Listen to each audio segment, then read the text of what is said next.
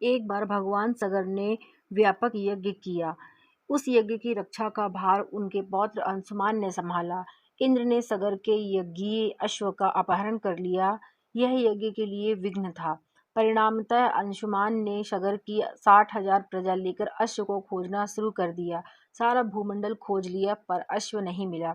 फिर अश्व को पाताल लोक में खोजने के लिए पृथ्वी पर खोदा गया। खुदाई पर उन्होंने देखा कि साक्षात भगवान महर्षि कपिल के रूप में तपस्या कर रहे हैं। उन्हीं के पास महाराज सगर का अश्व घास चर रहा है। प्रजा उन्हें देखकर चोर चोर चिल्लाने लगी। महर्षि कपिल की समाधि टूट गई। ज्यों ही महर्षि ने अपने आग्नेय नेत्र खोले त्यों ही सारी प्रजा भस्म हो गई। इन मृत लोगों का उद्धार करने के लिए महाराज दिलीप के पुत्र भगीरथ ने कठोर तप किया। भगीरथ के तप से प्रसन्न होकर ब्रह्मा जी ने उनसे वर मांगने को कहा, तो भगीरथ ने गंगा की मांग की। इस पर ब्रह्मा जी ने कहा, राजन, तुम गंगा का पृथ्वी पर अवतरण तो करना चाहते हो, परंतु क्या तुमने पृथ्वी से पूछा है कि वह गंगा का भार तथा वेग को संभाल पाएगी? मेरा विचार है कि गंगा के वेग को संभालने की शक्ति भगवान शंकर में ही है, इनके सिवा किसी में नहीं। इसलिए उचित यह होगा कि गंगा का भार एवं वेग संभालने के लिए भगवान शिव का अनुग्रह प्राप्त कर लिया जाए। महाराज भगीरथ ने वैसे ही किया। उनकी कठोर तपस्या से प्रसन्न होकर ब्रह्मा जी ने गंगा की धारा को अपने कमंडल से छोड़ा। तब भगवान शिव ने गंगा की धारा को अपने जटाओं में समेटकर जटाएं बांध ली। इसका परिणाम यह हुआ कि गंगा को जटाओं से बाहर निकलने का पथ नहीं मिल सका। अब महाराज भगीरथ को और भी अधिक चिंता हुई। उन्होंने एक बार फिर भगवान शिव की आराधना में घोर तप करना शुरू कर दिया। तब कहीं भगवान शिव ने गंगा की धारा को मुक्त करने का वरदान दिया। इस प्रकार शिव जी की जटाओं से छूटकर गंगा जी हिमालय की घाटियों में कल कल निदान करके मैदान की ओर मुड़ी। इस प्रकार भगीरथ पृथ्वी पर गंगा का वरण करके बड़े भाग्यशाली हुए।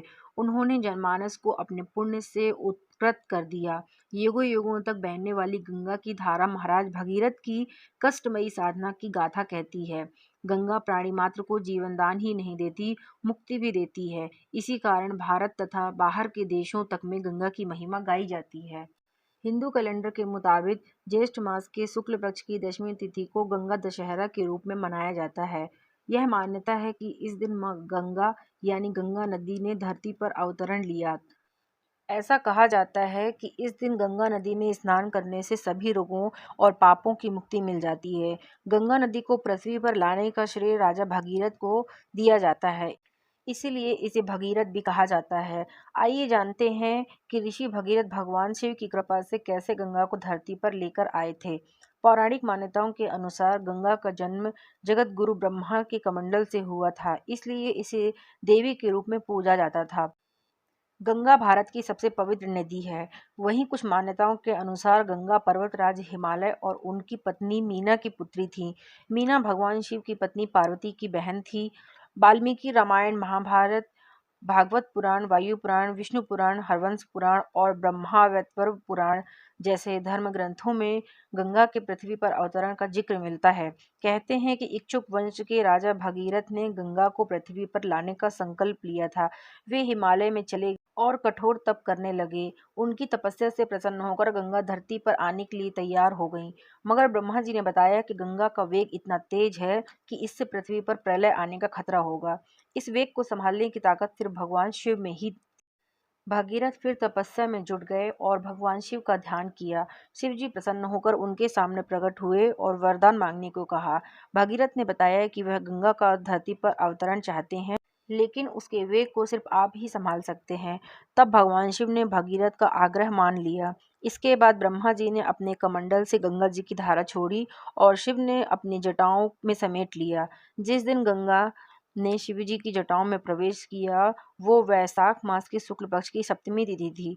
इसे गंगा सप्तमी के रूप से भी जाना जाता है। इसके बाद 32 दिन तक गंगा भगवान शिव जी की जटाओं पर विचरण करती रहीं।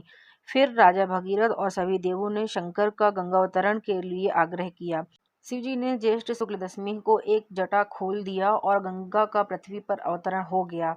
गंगा की एक धारा हिमालय से निकलने लगी। फिर भगीरथ ने अपने बल से पहाड़ों के बीच गंगा के लिए रास्ता बनाया।